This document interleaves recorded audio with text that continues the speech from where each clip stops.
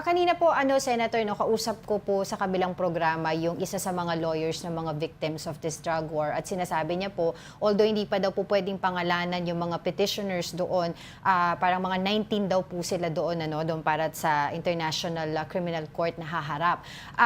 I remember you also posted yesterday na kayo po yung una naghain ng reklamo po sa ICC. And moving forward, what will be or will you have a role in this trial sa ICC?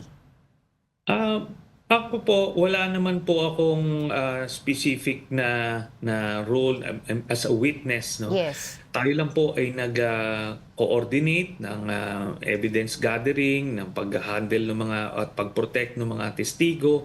Yun po yung ating naging role. Pero kung kakailanganin po ang ating testimonya for whatever reason, handa po tayo.